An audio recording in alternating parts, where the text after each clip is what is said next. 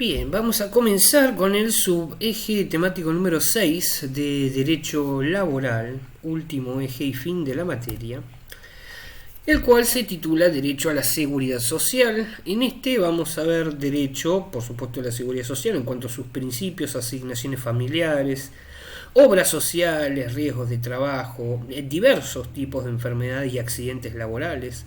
Así como por otro lado también vamos a ver el régimen previsional en cuanto a su evolución, si se quiere, histórica desde sus primeros sistemas entre el SUS y el CUS, lo cual terminaría en lo que es la Administración Nacional en cuanto al sistema de seguridad social, básicamente lo que hoy conocemos como ANSES. Bien, en cuanto al derecho de la seguridad social, lo vamos a conceptualizar como un conjunto de normas jurídicas que en sí, su función es la protección en cuanto al ser humano, ¿no? Y las contingencias que éste puede sufrir. Entiéndase contingencias por lo que es la salud, el propio paso del tiempo, la vejez o incluso también la desocupación, ¿no? Por eso es que por estas contingencias se deben entender casos de necesidad biológica, económica y o social, ¿no? Que hacen a estos tres factores, los cuales por supuesto ampararían al trabajador dependiente o también por supuesto al trabajador autónomo y a aquel que no tenga trabajo, ¿no? Entonces, en cuanto al marco jurídico, en lo que es la Constitución Nacional, aquí hablamos del artículo 14 bis, en este caso, ¿no? Los derechos de los trabajadores, el cual le consagra a los mismos, ¿no? Beneficios que son inherentes a lo que es la seguridad social, como por ejemplo podría ser el seguro social obligatorio, pensiones móviles, etc. Y esto nos lleva a comparar el seguro social obligatorio, ¿no? Y como su contracara lo indica, las jubilaciones y las pensiones. ¿Por qué? Porque a veces se cree que esto deriva todo, hoy en día al menos, de lo que es la ANSES, y no. Son dos sistemas distintos de cobertura que van dirigidos a cubrir cuestiones que desde base son diferentes, ¿no? Ya que, por ejemplo, en lo que es un régimen jubilatorio no se incluye el seguro social y, visto del otro lado, en cuanto al seguro social obligatorio, va a estar a cargo, por supuesto, de lo que son las entidades provinciales o nacionales. ¿Esto qué quiere decir? Que cuando, por ejemplo, hubiese falta de decisión ante un problema, no sería inconstitucional que los organismos federales se encarguen de esto como cuestión federal, ¿no? Suele suceder a veces muchos problemas en la ANSES en cuanto al pago y la cobertura a las prestadoras médicas, y por eso a su vez, ¿no? Las prestadoras médicas dejan de brindar, todo se traslada hacia abajo, el servicio a los afiliados, ¿no? Cada tanto esto ocurre, o mismo también ocurre mucho más notorio con el PAMI.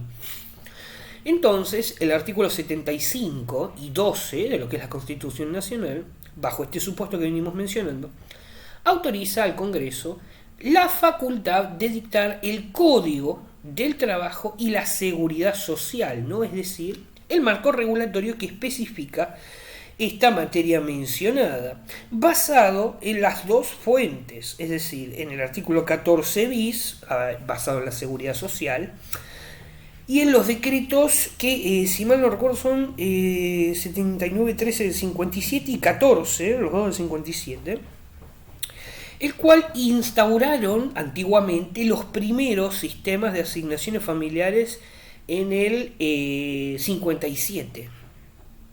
Ahora bien, hay una diferencia que hay que aclarar actualmente en cuanto a los convenios que se suscitan en lo que hace a la nación y las provincias. ¿Por qué? Porque cada vez está habiendo menos, ¿no? Y los que se vencen no se renuevan. Que por otro lado estos convenios, ¿no? Son los que eventualmente toman el lugar y se van a definir como convenios efectuados entre síndicos y empresarios, básicamente, cuyo objeto y obligaciones, ¿no? Por supuesto, de las partes hace referencia únicamente a las partes en lo atinente a aportes y contribuciones, ¿no?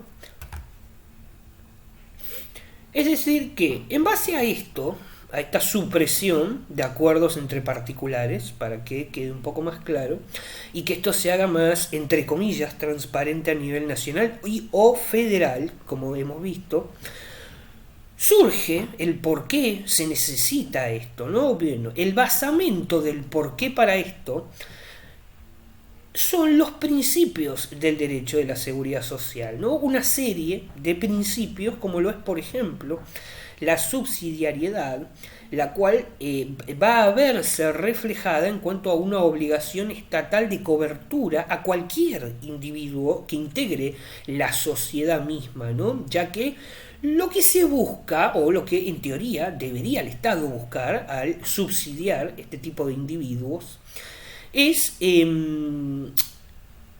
equiparar, equilibrar, ¿no?, los diferentes sectores sociales, o dicho de otra manera, los sectores sociales que menos tienen con los que más tienen, ¿no?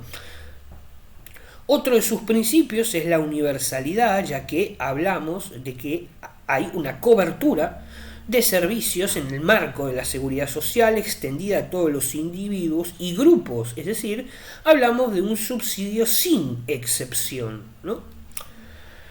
Por otro lado, tenemos la solidaridad, el cual va a hacer referencia a que este sistema de seguridad social es una obligación de toda la sociedad en su conjunto, ¿no? Y por eso la sociedad es responsable de cualquiera de sus componentes. Porque, a ver, el Estado hasta acá, como venimos viendo, sí, es verdad, brinda este subsidio. Pero el Estado no le crece, más allá de que algunos funcionarios crean que sí, el dinero del árbol del fondo. Es decir, nosotros, ¿no?, como ciudadanos que trabajamos y pagamos impuestos, subsidiamos, valga la redundancia, a aquellos que no trabajan. ¿Por qué? Lo hacemos a través del Estado. El Estado toma el dinero de nuestros impuestos y, entre comillas, pero no se rían, lo reasigna equitativamente a toda la sociedad, ¿no? O por lo menos a nivel teórico vamos a decir que esto es verdad. Entonces, habiendo ya aclarado estos 3 o 4 principios, no sé cuántos digo, porque no los dije todo, no los digo en orden yo.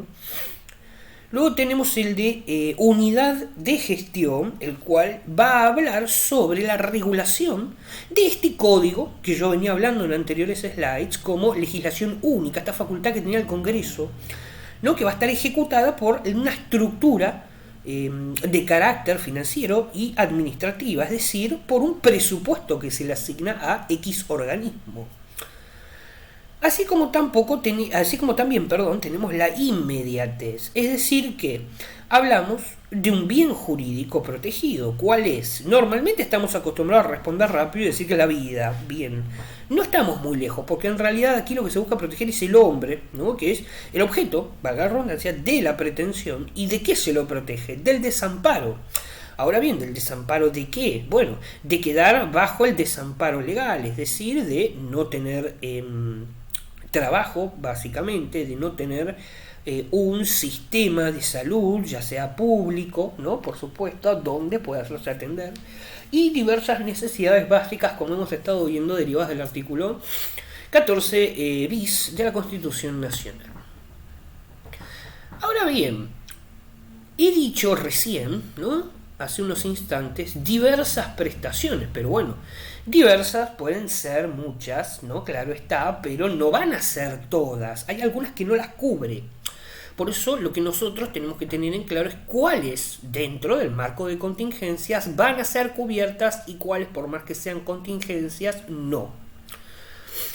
Primero, antes de saber qué contingencias va a cubrir, tenemos que saber qué se considera una contingencia para saber cuál es el marco situacional que va a cubrir este subsidio. Hablamos de circunstancias que van a disminuir en la persona, ya sea de forma parcial o total, sus ingresos. Básicamente es eso. Entonces, recordemos los primeros slides, habíamos hablado de contingencias, por ejemplo, biológicas. Tenemos, que habíamos hablado, la vejez, la muerte, ¿no?, porque en la vejez, por supuesto, incluiría el régimen de jubilaciones, lo que antiguamente se llamaba FJP, beneficios para el cuidado de la salud, etc. En caso de muerte, incluiría pensiones, asistencia médica para los derechohabientes, entre otras cuestiones. Pero también tenemos otro tipo de contingencias que son de carácter patológico, es decir, enfermedades, ¿no? Y también accidentes inculpables, por ejemplo. Es decir, este sistema de seguridad social que conlleva prestaciones, en este caso, están aplicadas para el trabajador, ¿no? Incluirían salarios a cargo del empleador, la obra social, el tratamiento, ¿no? La cobertura de hipotéticas cirugías, etcétera. Tenemos también los accidentes laborales y el porcentaje de incapacidad que de esto deriva en cuanto a la cobertura completa del sueldo. El estado de invalidez, que habla sobre la inclusión de la jubilación también, por supuesto, pero esta vez por invalidez y o asistencia médica. Así como también llegamos al último, porque de aquí se derivan muchas cuestiones nuevas hoy en día, que son las contingencias de carácter social en cuanto específicamente a las cargas de familia, es decir, asignaciones familiares, hoy conocidas como AUH, asignación familiar por hijo, asistencia médica según la prestadora médica, es decir, mediante varias obras sociales, el fondo, entre comillas, de desempleo, ¿no? Que aseguraría en sí salarios, así como también asistencia médica, reubicación del empleado si fuese posible. Entonces, aquí hemos ya descrito las cargas, al revés quería ir, le descripto las contingencias, primero qué es, luego qué cubre. Entonces ahora vamos a ver cuáles son las prestaciones propias y cómo, dentro de lo que cubre, se va a cubrir, cómo se va a manifestar, se va a llevar a cabo esta prestación del sistema. Primero, es una gran verdad que de acuerdo al autor que nosotros podamos leer, me refiero a materia previsional y demás, va a haber diversas, ¿no? Clasificaciones, algunas muchísimo más largas, pero en sí el que nos pide la bibliografía es en 3 tipos de categorías, que son beneficios, prestaciones en dinero o especies, ¿no? Y por otro lado, servicios. Ahora bien, en cuanto a cuánto va a durar la prestación, ¿no? Pueden ser o periódicas, o de pago único, o ocasional. Estas son las 3 maneras en las que van a durar, a subsistir la prestación. Por otro lado, vamos a mencionar algunas cosas, por ahí son un poco obvias en cuanto a lo periódico. La liquidación es mensual, ¿no? Por un periodo de 30 días. En cuanto al pago único, se paga una sola vez al momento de producirse la causa que origina este pago único. Podría ser, no sé, se me ocurre, por ejemplo, un accidente laboral. Un accidente laboral no, porque eso es cuestionable. Una indemnización por un accidente de trabajo, ahí está, eso no es cuestionable, porque es un pago de una sola vez. Por otro lado, tenemos el pago ocasional, que es cuando hay una contingencia, ¿no? Que motiva la prestación. Ahora bien, de esto se derivan las diversas obligaciones, que algunas de ellas están también encuadradas, que venimos hablando, en lo que es la seguridad social, es decir, las cargas sociales, como estamos acostumbrados a conocer como un general, pero bueno, dentro del macro de las cargas sociales hay un montón de cosas específicas, ¿no? Una de ellas, aportes y contribuciones. Entonces, en relación a esto que nos pide específicamente el temario dentro del amplio mundo de las diversas cargas sociales, los aportes y contribuciones, ¿no? del trabajador, pagadas por supuesto por obligación por el empleador, van a servir para solventar las contingencias de la seguridad social, ¿no? Es decir, las cargas sociales en este caso. Por eso en sí el Estado, ¿no? Ahora podemos completar el circuito, mediante, ¿no? impuestos, mediante aportes, el Estado absorbe tanto nuestro dinero como un porcentaje del dinero que le corresponde al empleador. Si es en el Estado en sí sería lo mismo, ahora si es un privado, un porcentaje también se distinguiría más, de los aportes de cargas sociales que tiene obligación el empleador para con el trabajador. Y con eso, aquí ya completamos los 3 eslabones de donde, básicamente, para que ustedes lo entiendan, se saca el dinero para subsidiar gente. Entonces, los trabajadores también, lógicamente, deben pagar obligatoriamente sus aportes, y no me refiero estrictamente a lo que son los cuentapropistas, los monotributistas, ¿no? Mejor conocidos, pero no se llama cuentapropista. Y, por supuesto, en base a esto, resignar parte de su ganancia, ¿no? Es decir, aquí se ve reflejado el famoso impuesto a la ganancia, que, dato de color, yo tengo que enseñárselos así, pero yo no estoy de acuerdo, porque aquí el sueldo no es una ganancia, incluso el puro uso de la lógica racional nos dice que el sueldo es el producto, el fruto de una contraprestación de servicios. Si yo no voy a trabajar, no me pagan el sueldo. En cambio, ganancia es una renta, por ejemplo, vivir de alquileres. Yo miro todo el día Netflix porque a fin de mes me va a llegar el dinero producto del alquiler de las 20 propiedades que tengo. Eso es ganancia, y eso debería, o no, por lo menos podemos discutirlo, pagar un impuesto a la ganancia, no el salario, porque repito, ahí hay una contraprestación de servicios. Si yo no trabajo, no me pagan. Pero bueno, estamos pidiendo que se use la lógica. En este país es complejo. Ahora bien, volviendo ya al temario, ¿no? En sí, en cuanto al sistema integrado previsional, argentino, me había faltado la última. Este es un sistema que va a tener como objeto, ¿no?, proteger diversos también aspectos dentro de las cargas sociales, como vejez, edad, ¿no?, que hemos hablado, consecuencias de muerte, etc. En sí, el sistema SIPA es el más ligado a lo que es la estructura social del Estado, ¿no?, y de la sociedad, porque es el primero que salió en sí, regido por la ley 24.241 y diversas modificatorias, ya que antes había un pequeño sistema, si se quiere, que en realidad no estaba tampoco organizado como un sistema, se llamaba SIJP, S-I-J-P, que es el Sistema de Jubilaciones y Pensiones Integrados, ¿no?, hasta que esto se unifica y se pasa, mejor dicho, a llamar SIPA en el 2008, cerca del fin de año del 2008, bajo la ley 26.425, ¿no?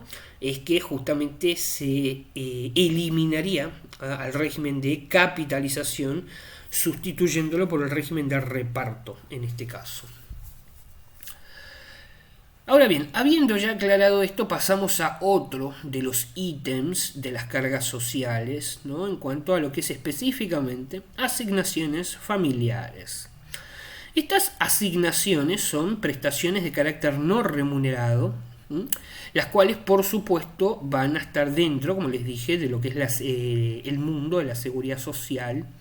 ¿Para qué va a estar? Bien, para compensar al trabajador por los gastos que las cargas de familia le ocasionen, ¿no? Y no por esto, no por definirlo cómo se compensa al trabajador, tenemos que tomar que la asignación familiar es una contraprestación laboral, ¿no?, sino que en sí el pago de esta se va a originar en la circunstancia familiar de cada trabajador, por lo cual ustedes están en lo correcto, no todos los trabajadores cobran el mismo monto. Entonces, lo que se tiene que tener en cuenta es que la asignación familiar, como acabo de decir, no es una contraprestación laboral o de servicio, llámenlo como quieran, por lo cual no se debe tomar como un ítem integrativo del salario en sí, ¿no? ¿Por qué? Porque tampoco es una prestación remunerativa, es decir, que no se le va a hacer ningún tipo de descuento previsional, ningún tipo de descuento para aportes, todo ese tipo de cosas, se cobra en crudo, en bruto. Y por otro lado, ¿no?, no se aplica en este caso asignaciones por maternidad de hijo discapacitado, ¿no? Cuando no se aplica el tope, es lo que no, pues yo les dije no se aplica, no les dije que el tope es lo que no se aplica, indemnizatorio únicamente en los casos de asignaciones por maternidad en cuanto a un hijo con discapacidad. Ahora bien, estas asignaciones se van a clasificar en asignaciones de pago anual, mensual y único.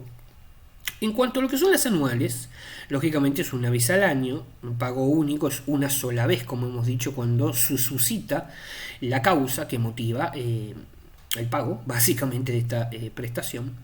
Y la que es mensual, que se paga todos los meses, entiéndase la asignación universal por hijo AUH, ¿no? Hoy en día muy conocida. Esto, es decir, todo este marco de asignaciones familiares y modalidades de pago, tiene un marco normativo, el cual es la ley 24714.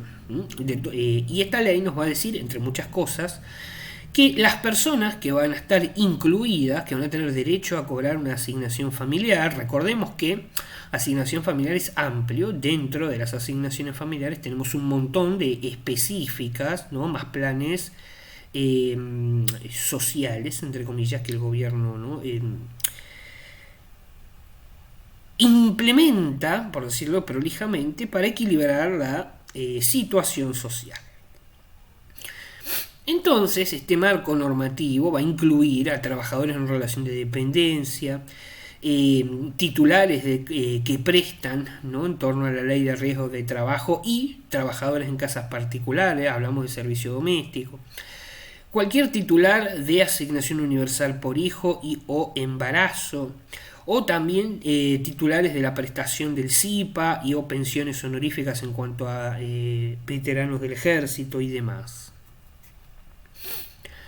Bueno, hay aquí los tipos, ¿no? Que yo venía diciendo, que la asignación social no es solamente la AUH que todos vemos en la televisión, sino que hay varios tipos, ¿no? En cuanto a las que son de pago mensual, tenemos el prenatal, la que es por hijo, nacimiento de un hijo con discapacidad o síndrome de Down, hijo y embarazo para protección social también. Luego tenemos las de pago anual, que son, por ejemplo, la escolaridad, ¿no? La asignación escolar. Y las de pago único, que es por obviedad, cuando la criatura nace, cuando se adopta, o incluso también cuando se contrae, que aquí ya no hablamos por supuesto de la criatura, cuando se contrae matrimonio, nupcias, ¿no? Ahora bien, en cuanto a lo que son, pasando ya a otra cuestión, las obras sociales que integran este régimen también. Hablamos de entes autónomos, ¿no? Que van a integrar el sistema de salud, financiados con aportes del trabajador y contribuciones del empleador, ¿no? Cuya finalidad básicamente es lo mismo que el régimen estatal, ¿no? La prestación de un servicio de salud, pero lo que se tiene que tener en cuenta es que lo hace en forma de agente privado la obra social, ¿no? ¿Por qué? Porque forman parte de lo que es el Sistema Nacional de Seguro de Salud, en este caso. Por eso no todos pueden tener una prepaga, porque hay una gran confusión. Todo el mundo cree que prepaga y obra social es lo mismo, y no es lo mismo, ¿no? Una prepaga no la tiene cualquiera, porque su nombre lo indica, la tiene que la puede pagar. Otra cosa es una obra social. Son dos cuestiones distintas, hasta puede o no ser estatal, ¿no? Y puede o no también corresponderle a X trabajador en función del lugar que trabaje. Y las condiciones bajo las que trabaje, ¿no? Por supuesto. Entonces, habiendo definido el concepto, los beneficiarios son aquellos trabajadores, lógicamente, que prestan servicio en relación de dependencia, tanto privado, en el ámbito, privado, como el público, ¿no? También, ¿no? Jubilados, pensionados. Hablamos, por ejemplo, no sé, de PAMI, es el clásico ejemplo. Y esto va a estar dividido en categorías. ¿Qué tenemos? Los titulares, ¿no? Es decir, aquellos quienes trabajamos y somos titular de la obra social por ser trabajadores. Beneficiarios del titular podría ser, no sé, padres grandes que estén enfermos, hijos, la esposa. Y por último, beneficiarios adherentes, ya sean ascendientes, descendientes, bueno, etc. Tenemos, en base a esto, un decreto que no se da a conocer mucho, porque no es conveniente, el 1400, ¿no? Del 2001, el cual va a estar vigente a partir de noviembre del 2001, que habla o relata acerca de que hay una libre elección de obra social, así como también de todos los trabajadores en cuanto al derecho a ejercerla. A ejercer esta libre elección, ¿no? Por supuesto, esto va ligado a la asociación o afiliación, mejor dicho, de los sindicatos para con sus prestadoras Bueno, sí, en realidad va a decir privada porque teóricamente son públicas, pero no son privadas. La caja es privada. Y tenemos, ¿no?, el ejercicio, cómo se va a reglamentar este ejercicio de opción, en cuanto a que pueden ejercer el derecho a seleccionar una obra social solo una vez al año, ¿no? Y se hace efectivo a partir del primer día del tercer mes de presentada la solicitud. Es por eso que normalmente cuando nosotros nos afiliamos a una obra social está el periodo llamado de cobertura, el cual tenemos que esperar 3 meses para poder usar esta obra social nueva que nos acabamos de afiliar, básicamente, ¿no?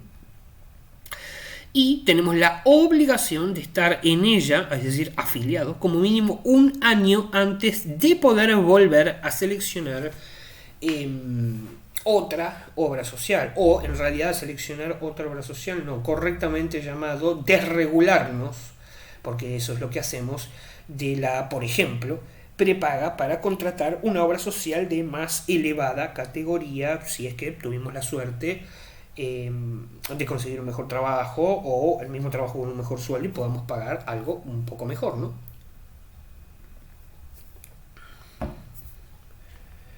Entonces, sigamos aquí.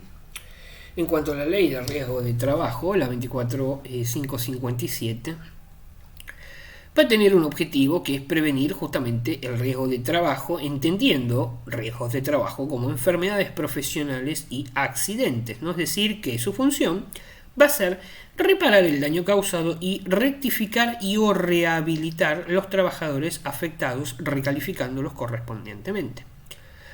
Pero no todo es tan fácil, hay que hacer diversas aclaraciones, ¿no? Porque tantos como los empleadores, las ART, así como también por supuesto los trabajadores, están obligados a adoptar las medidas previstas para prevenir los riesgos de manera eficaz, el riesgo de trabajo, ¿no? Por eso es que en teoría las ART y sobre todo las prestadoras de seguro para las ART deberían hacer controles o mensuales o semestrales a, por ejemplo, es más fácil ejemplificarlo, las fábricas, ¿no?, donde hay que seguir ciertas medidas de seguridad, equipos de seguridad, protocolos, etcétera. En realidad esto también se hace en los entes públicos, pero es mucho más fácil de que ustedes se lo imaginen en cuanto a lo que es un ámbito privado como una fábrica, por ejemplo. Por otro lado, también las partes asumen compromisos de cumplir de manera concreta con las normativas del ámbito amplio de lo que hace a la higiene y la seguridad, así como también a las ART también deben justamente cumplir determinados requisitos. Uno de ellos, como yo les decía, son evaluaciones bajo cierto periodo de tiempo en cuanto a los riesgos. También tienen que hacer visitas aleatorias y periódicas para controlar que las cosas se lleven a cabo como corresponde, quiero decir, y o se hayan rectificado observaciones hechas con antelación, así como también recalificar las medidas correctivas que se deben aplicar por la empresa según la evolución de la normativa de seguridad e higiene para, determinado ámbito profesional, ¿no? Podría ser una siderurgia, podría ser diversas fábricas en este caso. Esto nos lleva a lo que es la prevención de enfermedades profesionales, ¿no? El artículo 6 de la Ley de Riesgo de Trabajo, 24557, va a considerar enfermedades profesionales a aquellas que se encuentren incluidas en un vademecum, que se llama Listado de Enfermedades Profesionales. Y esta lista va a tener un objetivo y es justamente identificar a los agentes productores de riesgos de trabajo, ¿no? Es decir, ¿de qué hablamos? De cuadros clínicos.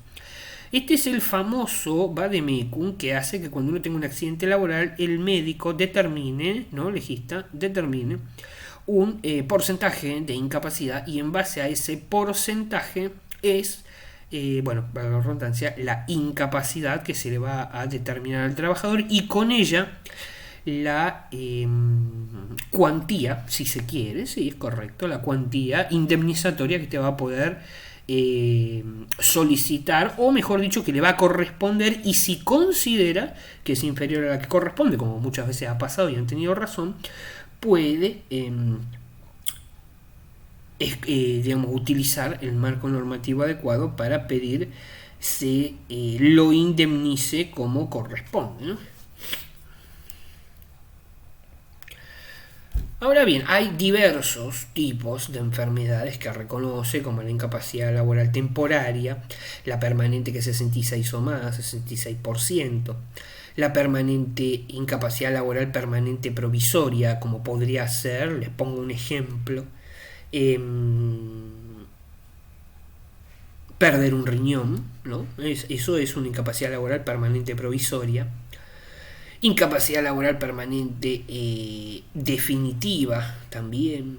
Tenemos la muerte, bueno, por obviedad, la muerte del trabajador, ¿no? Y la invalidez. Ahora bien, en cuanto a las prestaciones, los tipos de ella, pues estuvimos viendo al principio de la clase diversos tipos de prestaciones.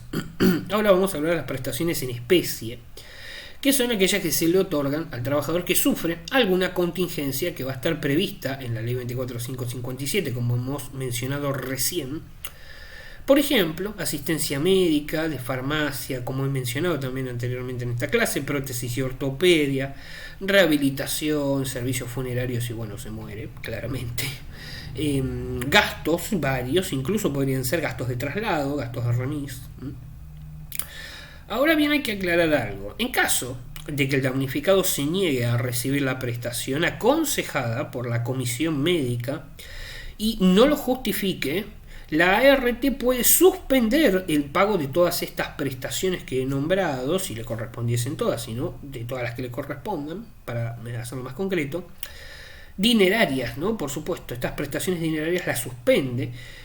Y el periodo por el cual se van a otorgar estas prestaciones en especie se va a extender hasta que la dolencia se cure o se extingan aquellos síntomas que determinaron la declaración, sea cual fuese el porcentaje de incapacidad de este trabajador en cuestión, ¿no?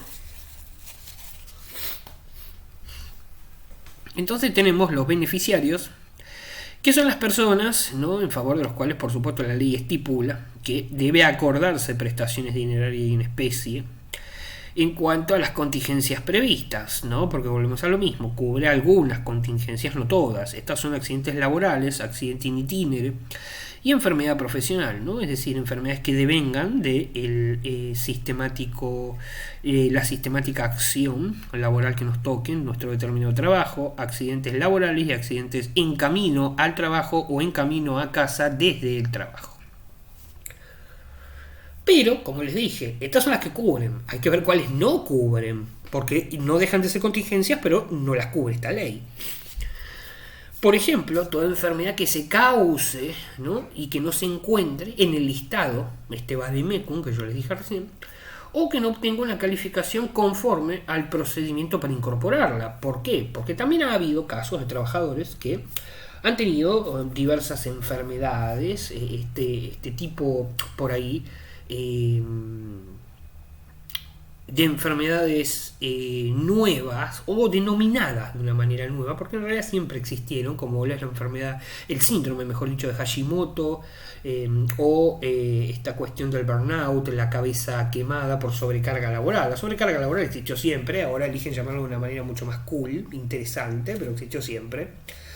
Entonces, en este sentido, se han realizado numerosos juicios en los cuales se han podido incorporar a este vademecum, mediante este procedimiento del decreto 1278 del 2000, nuevas enfermedades, y actualmente esto se hace, ¿no?, cuando la condición del trabajador no se condice, valga la redundancia, con alguna que integre este vademecum. Por supuesto, al suceder esto no le correspondería una indemnización y hay que realizar todo un procedimiento engorroso para que esa enfermedad, no fehacientemente acreditada, por supuesto, se incorpore nuevamente. Ahora, en cuanto al régimen previsional, SUS y CUS, ¿no? En sí, esto es primero vamos a hablar del Sistema Único de Seguridad Social, el SUS, que va a tener a cargo la administración, esto es un poco medio trabalengua, ¿no?, la administración de lo que es el régimen nacional, de lo que son las jubilaciones y pensiones, ¿no?, lo que en sí era también el Fondo de Desempleo, lo que en sí era absorbido por el INPS. Ahora bien, esto fue en los inicios. Ahora bien, ¿qué es lo que componía el SUS? El subsistema, son todos subsistemas, ¿no? De la LRT, la FNE, que es el sistema de desempleo, los subsistemas de todos los tipos de asignaciones familiares y el SIPA. Ahora bien, esta ley, que veníamos hablando 2 o 3 slides atrás, la 24241, instituye el SIG, ¿no? El cual lo va a componer dos regímenes. Primero, el de reparto, que habíamos terminado con que se implementa administrado por ANSES, y el de capitalización, que fue el que regía antes del de reparto, por ende derogado, ¿no? El cual tenía la caja de la FJP, antiguamente, empleado de AFIP y demás, y lo que hace al CCI, que es el sistema de cuenta de capitalización individual.